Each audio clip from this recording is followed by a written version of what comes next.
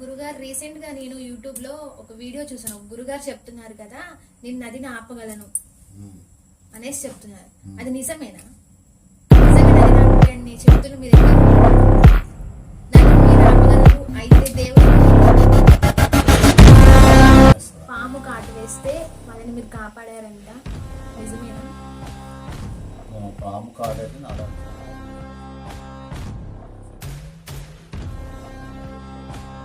గురుగారు మీ చుట్టూ పాములే ఉంటాయని విన్నాను. మొన్న మీ ఇంటికి ఎవరో వస్తే చాలా భయపడి వెళ్ళిపోయారంట. నిజంగానే పాములు ఉంటాయా? పాములు అంటే వేదనాలు ఉందని చెప్పేసి విన్నాను. శివతత్వం ఉన్నా కాబట్టి పాములు అంటే గురువుగారు అమ్మవారిని పిలిస్తే పలుకుతారంట, అది నిజమేనా? ఒకసారి మాకు చూపించగలరా? అది మీ పుణ్యఫలం, మీరు చేసిన కర్మఫలం బట్టి ఉంటుంది.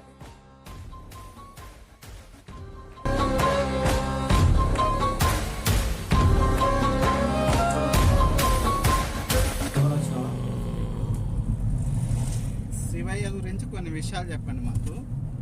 మేము శివయ్యకి ఏ టైంలలో అంటే ఏ వేళల్లో పూజలు చేసుకోవచ్చు, ప్రదక్షిణ చేసుకోవచ్చు, ఇలాంటి విషయాల గురించి కొన్ని తెలియజేయండి. శివయ్యకే కాదు, ఏ దేవుడికైనా బ్రహ్మముహూర్తం అని మనకి 4:30 నుండి స్టార్ట్ అవుతుంది. సరే, ఓకే, 4:30 నుండి 6:30 వరకు బ్రహ్మముహూర్త గడియలు ఉంటాయి. శివయ్యకి ఏ టైం పడితే అప్పుడు బ్రహ్మముహూర్తం నుండి 6:30 వరకు 2:30 గడియలు 2:30 గడియలు అంటే 2:30 నిమిషాలకి గడియ చేంజ్ అవుతాం. ఒక్కొక్క గడియలో పార్వతీదేవితో శివయ్య ఉంటాడు. ఆ టైంలో మనం ఎలాంటి కోరిక అడగకూడదు. ఇంకొక గడియల్లో దీక్షలో ఉంటాడు. ఆ టైంలో కూడా మనం కోరిక అడగకూడదు. ఇంకొక గడియలో రాక్షస సంహారంలో ఉంటాడు. ఆ టైంలో కూడా మనం ఎలాంటి కోరిక అడగకూడదు.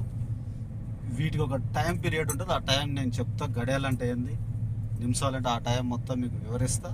4:30 నుండి బ్రహ్మముహూర్తం నుండి 6:30 వరకు శివయ్యని ఒక గడియలో, అంటే ఆ గడియలోనే ఆయన దర్బార్లో ఉంటాడు. ఆ దర్బార్ అంటే భక్తుల కోసం వేచి ఉండే టైం అది. ఆ టైంలో మీరు ఎలాంటి కోరికని అడగండి, ఇంటికి వచ్చేలోపు మీ పని అయిపోతుంది. ఇది తెలియక చాలా మంది గుడి చుట్టూ, మళ్ళీ ఇంకొకటి, శివాలయంలో గుడి చుట్టూ ప్రదక్షిణ చేయకూడదు. సోమశీల ప్రదక్షిణ అని ఒకటి ఉంటుంది. ఆ ప్రదక్షిణ చేయాలి. అన్ని టెంపుల్లో గుండ్రంగా తిరిగినట్టు శివాలయంలో గుండ్రంగా తిరగకూడదు. సోమశీల ప్రదక్షిణ చేయాలి. ఎవరైతే గుండ్రంగా తిరుగుతారో వాళ్ళు పాపం మూట కట్టినట్టు. ముందు గుడి నియమాలు తెలుసుకోవాలి. అంతేగాని మేము మొక్కినాం, మాకు ఇంత పనులు కాలేదని, అది మన తప్పు. నీకు వాడటం తెలియట్లేదు, ఏ టైంలో మొక్కలో తెలియట్లేదు. నీ ఒంటి మీద సోకు చూస్తున్నా కానీ అక్కడ గడియలు మిస్ అవుతున్నాయి. 10ంటికి 12 గంటలకు వెళ్తే ఏ దేవుడో ఉండదు. అందుకని ఇన్ టైంలో వెళ్ళండి. స్నానంతో పని లేదు, కొబ్బరికాయతో పని లేదు, నైవేద్యంతో కూడా పని లేదు. చాలా చక్కగా వివరించారు గురుగారు. చెప్పండి. తర్వాత కొన్ని ఈ బాబాలు, ఫేక్ బాబాలు ఉన్నారు కదా, వాళ్ళ గురించి మీ అభిప్రాయం ఏమైనా తెలియజేస్తారా? పేకు బాబాలు అంటే ఇప్పుడు అందరు గడ్డలు పెంచి, జుట్లు పెంచి, కషాయం డ్రెస్సులు వేసుకుంటారు. కాకపోతే ఎప్పుడైతే ఆ కషాయం బట్టలు వేసుకుంటారో ఆయన ఎవరిని పేక్ అనకూడదు మనం. అది పుణ్యఫలం ఉండి కర్మఫలం ఉంటేనే అలాంటి బట్టలు కానీ అలాంటి మాల కానీ ఆయన దొంగ అవ్వచ్చు గతంలో. ఎవరైతే ఆ వస్త్రాలు ధరిస్తారో ఆ రోజు నుండి ఆయన పుణ్యాత్ముడు అయినట్టు, అంటే దైవ మార్గంలో ఉన్నట్టు. అంతేగాని మనం పాపం అనకూడదు. ఆ పాపం ఏంటంటే ఆయన చేసే పనుల మీద తోటి అది ఆయన దొంగ లంగ అని పబ్లిక్ చెప్తారు. కానీ ఆ వస్త్రధారణ చేసిన వాళ్ళని మనం ఎవరిని దొంగ అనకూడదు. ఎవరు చేసిన దానికి వాళ్ళు ప్రాచ్యత. ఓకే, కంపల్సరీ వాళ్ళు బరాయించాల్సిందే. తప్పు చేసినోడు బరాయిస్తాడు, మంచి చేసినోడు చేస్తాడు. కానీ మనం ఎవరిని దొంగ అనకూడదు, లంగ అనకూడదు. అది పబ్లిక్ చూసుకుంటారు జనాలు. అలాగే మీ ట్రస్ట్ ద్వారా చేసే సేవా కార్యక్రమాలు చెప్తారా? మా ట్రస్ట్ నుండి గోశాల, నిత్య అన్నదానం, ఎలాంటి డిసీజ్ ఉన్నా కూడా ఎలాంటి వాళ్ళకైనా కానీ మాకు తెలిసిన ప్రకృతి వైద్యం ఉంటుంది. అంటే ఇంగ్లీష్ వైద్యం పనిచేయదని కాదు, ప్రకృతి వైద్యం మాకు తెలిసిన వైద్యం మేము చేస్తాము. బ్లడ్ డొనేషన్ చేస్తాము. కొంతమంది విలేజ్లో మా ట్రస్ట్ ఉంటున్న చుట్టుపక్కల కావచ్చు, ఎక్కడైనా చదువులేని పిల్లల్ని స్కూల్లో జాయిన్ చేపిస్తాము. బుక్ డొనేషన్ ఉంటుంది, క్లాత్ డొనేషన్ ఉంటుంది. మాకు కనపడి అది ఇదని కాదు, మాకు ఏ కంటికి ఏది కనబడినా కూడా దానికోసం మా సేవా కార్యక్రమం నిత్యం ఉంటాయి మా ట్రస్ట్ నుండి. అలాగే ఇప్పుడు శివయ్య అంటే పక్కన పార్వతీదేవి కూడా సగం, శివయ్యలో సగం. అమ్మవారి గురించి కూడా కొన్ని విషయాలు చెప్తారా మీరు, పూజా విధానం ఇవన్నీ? అమ్మవారు ఇప్పుడు మాకు ప్రథమంగా ఇప్పుడు మా శివశక్తికి మూల బీజం అమ్మవారి టెంపుల్లోనే పడింది. ఇప్పుడు ప్రజెంట్ నేను దుర్గాదేవి ఉపాసకుని ఆ పూజ చేస్తున్నా, అక్కడే మాకు బీజం పడింది శివశక్తి మహాపీఠం పెట్టాలని. కనుక అమ్మవారిది శివయ్యది ఇద్దరికి పొద్దున పూట పూజ ఉంటుంది. ఈ అన్ని దేవుల్లో శివ దుర్గా వాళ్ళిద్దరికి పొద్దున పూట టెంపుల్కి వెళ్ళొచ్చు, సాయంత్రం కూడా వీళ్ళిద్దరికీ సాయంత్రం పొద్దున పూజలు నడిచేది.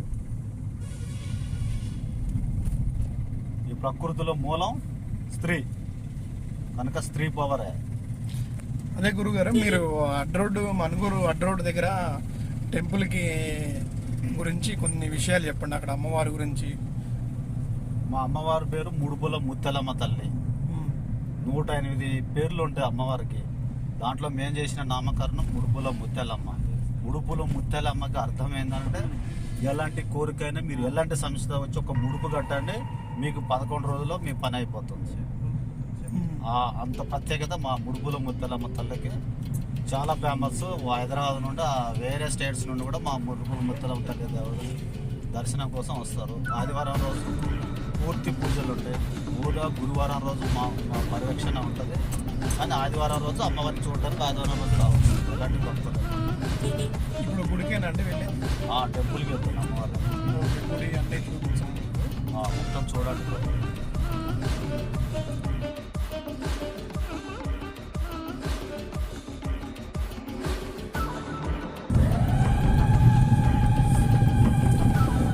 ఇదే మా టెంపుల్.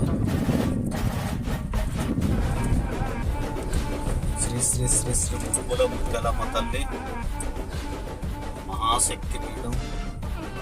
ఎలాంటి కోరికైనా అనుకోండి, 11 రోజులు మీ కోరిక నెరవేరుతుంది. దాంట్లో సందేహం లేదు. ఒక 11 రూపాయలతోటి మీరు ముడుపు కట్టండి. పెళ్ళి, ఉద్యోగం, ఇంట్లో సమస్యలు, కుటుంబ సమస్యలు ఎలాంటివి ఉన్నా కూడా మా ముడుపుల ముత్తెలమ్మ తల్లి దగ్గర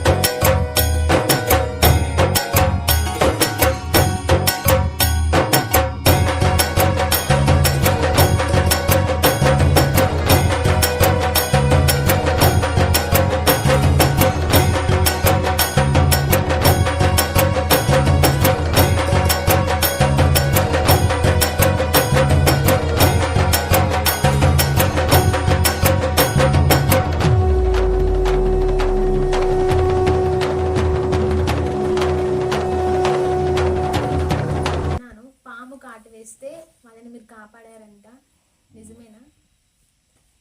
పాము కాటేసి నా దగ్గర చాలా కేసులు వస్తూ ఉంటాయి. మేము చేసేది ఈ వైద్యం, మన ఆయుర్వేదిక వైద్యం కాబట్టి సృష్టిలో అన్ని దానికి సమాధానం ఉన్నట్టు మా దగ్గర అన్ని జబ్బులకి అన్ని ప్రమాదాలకి ఉంటుంది. కాకపోతే మా అడ్రస్ జనాలు తెలియక తెలిసిన వాళ్ళకి వస్తుంది.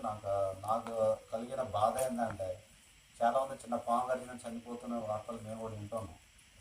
యూట్యూబ్ ఛానల్స్ ద్వారా మెసేజ్ అట్లా ఎవరైనా కూడా పాము కాటు వేసిన తర్వాత 11 hours మనిషి బతికే ఉంటాడు. చనిపోయిందని చెప్పి పడేయకూడదు. 11 గంటలు మనిషి బతికే ఉంటాడు. నాడి కొట్టకపోవచ్చు కానీ మనిషి అయితే బతికే ఉంటాడు. ఇలాంటిది చనిపోయాడని చెప్పండి, ఏ పర్సన్ అని మా దగ్గర తీసుకురండి, ఆయన మేము ప్రాణాలతో ఇక్కడ పందెం ఏం కాదు, ఆయన ప్రాణం ఇస్తే సరిపోతుంది. మాయల మంత్రాలు అది కూడా నమ్మకం. ఆ కలిసిన వ్యక్తి చనిపోయిన వ్యక్తి ముందుగా బతికి కొంచెం దాని మీకు అంత పవర్ ఉందని మీకు క్వశ్చన్ కూడా వేయద్దు, దాని నెగిటివ్ కూడా చూడద్దు. ఒక సీల్ బతికి సరే మాకు పవర్ ఉందా లేదో తెలియదు, బతికి కానీ ఏ మామైనా కూడా ట్రీట్మెంట్ మా దగ్గర పుష్కలంగా ఉంది. హాస్పిటల్ ఇంగ్లీష్ మందు లేదు, దేని పాత్ర దాంట్లో. కానీ మా దగ్గర పక్క 100% పాము వైద్యం చనిపోయి అంటే 11 గంటల తర్వాత చనిపోయిన వ్యక్తిని కూడా మేము బతికిస్తాం, తొందరగా తీసుకొస్తాం. ఇంకొకటి, పాములు ఎప్పుడు పడితే అప్పుడు మనిషిని కరవు. చాలామంది ఏంటి పాములు కరుస్తాయి, అట్లా ఏముండదు. ప్రతి పాముకి తిది వారాలు ఉంటాయి. ఒక్కొక్క వారానికి ఒక్కొక్క పాము కరుస్తుంది. ఈరోజు ఏ వారం? సోమవారం. ఈరోజు కేతకి అనే సర్పమే కరుస్తుంది ఈరోజు.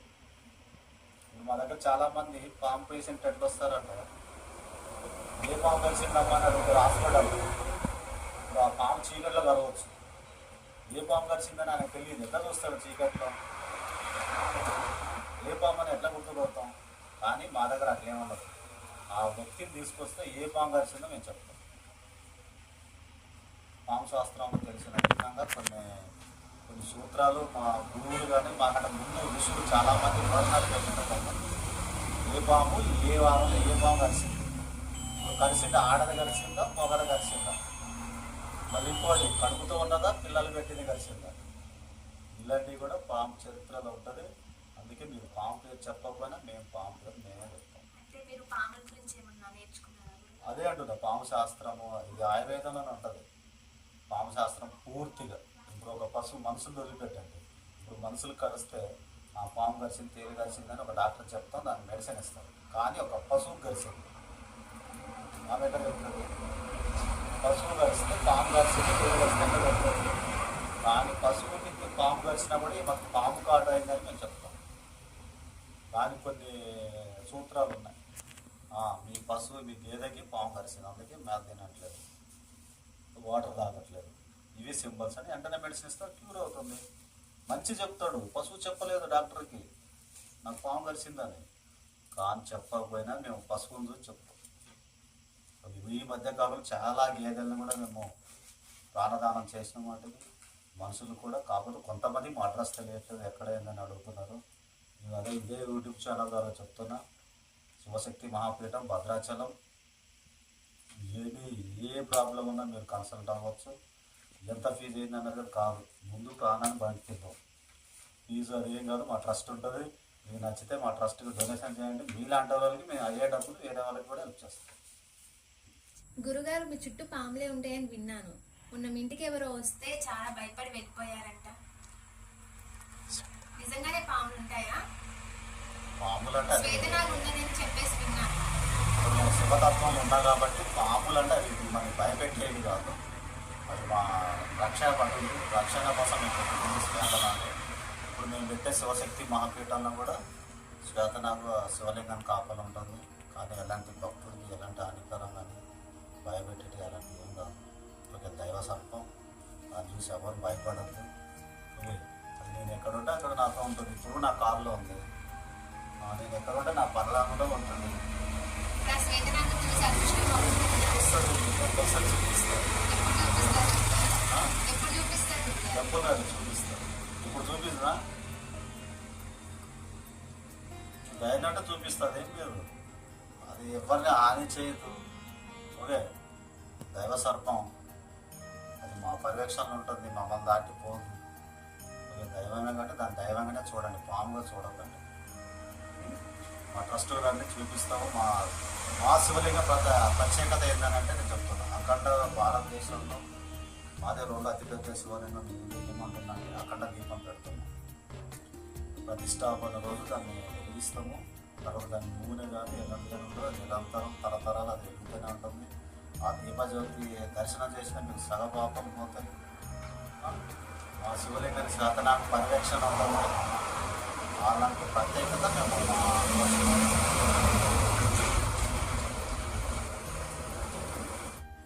గురుగారు రీసెంట్ గా నేను యూట్యూబ్ లో ఒక వీడియో చూసాను. గురుగారు చెప్తున్నారు కదా, నేను నదిని ఆపగలను అనేసి చెప్తున్నారు. అది నిజమేనా? నిజంగా నదిని ఆపేయని శక్తులు మీ దగ్గర ఉంటాయా? నదిని మీరు ఆపగలరు అయితే దేవుడు ఎందుకు ఇంకా? చెప్తా, వివరణ ఇస్తాను. నదిని ఆపుతా, మనసాన్ని ఆపుతా చెప్పడానికి బాగుంటుంది. కలియుగంలో అది లేవు. ఇంత పవర్ ఉన్నది కలియుగంలో లేదు. వాస్తవానికి మేము తపస్సు చేసినామో, మేము అగరతత్వం చేసినామని.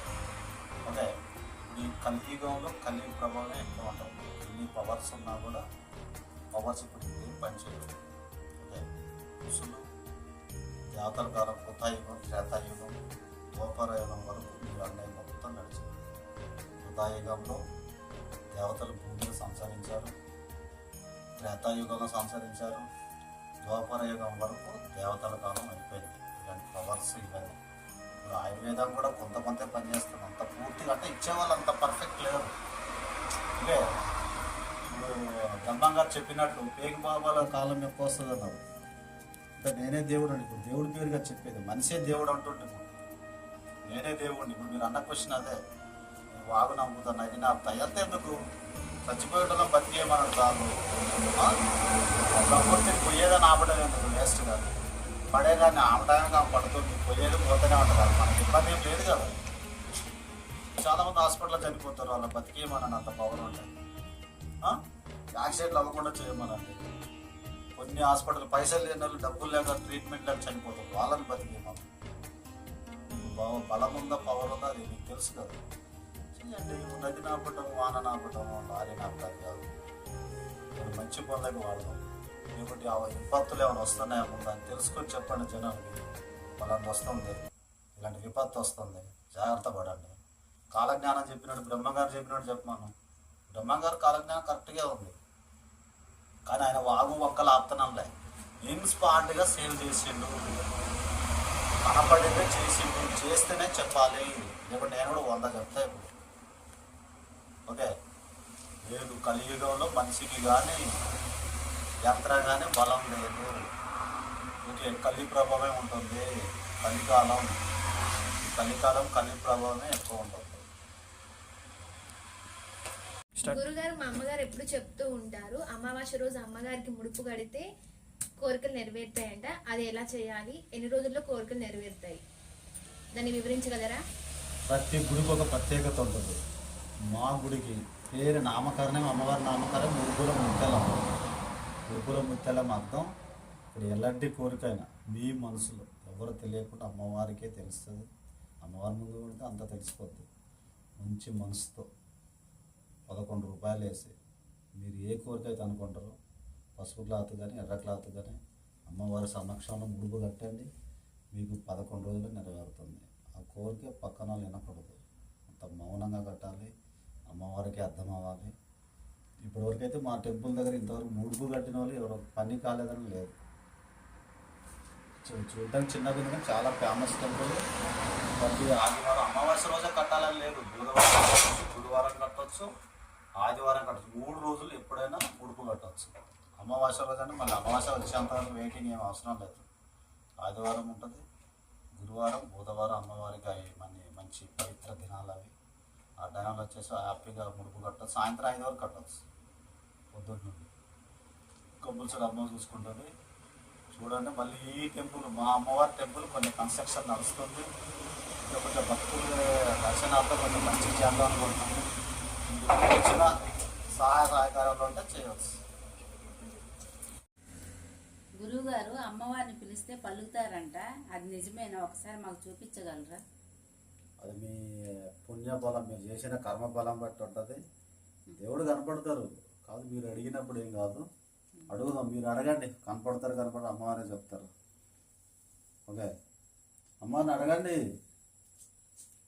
ఏదో ఒక రూపంలో కనపడతారు, అడగండి. మాకు ఒక్కసారి కనిపించరు అంటే మీరు అమ్మవారి మీద మీకు డౌట్ ఉందా? మా అమ్మవారు ఎంత పవరో నేను చూపిస్తారండి. దాని మీద ఫోన్ అక్కడ పెట్టండి.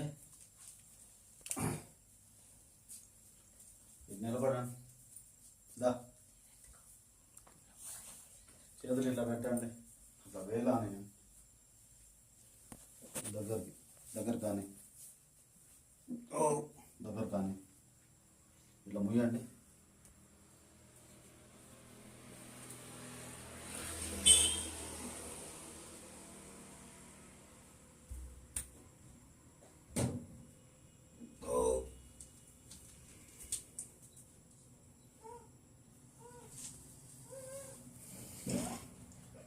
ఇది ఒకసారి మా అమ్మవారి పరీక్షలో చూపిస్తా.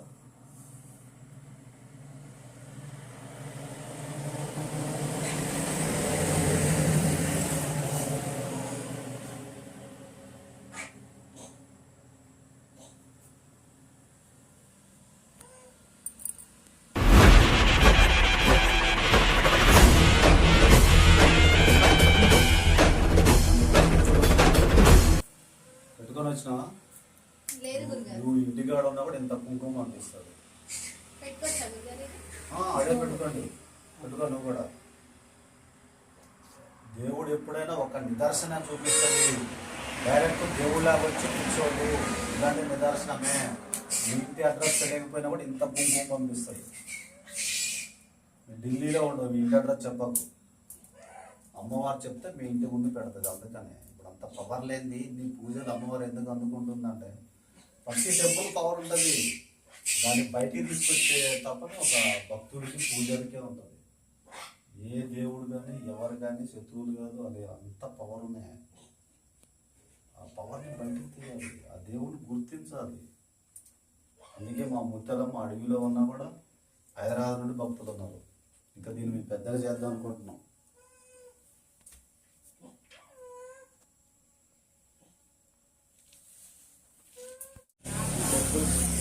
ముత్తలమ్మ తల్లి ఈ టెంపుల్ కన్స్ట్రక్షన్ మేము ఇప్పుడు స్టార్ట్ చేసినాము.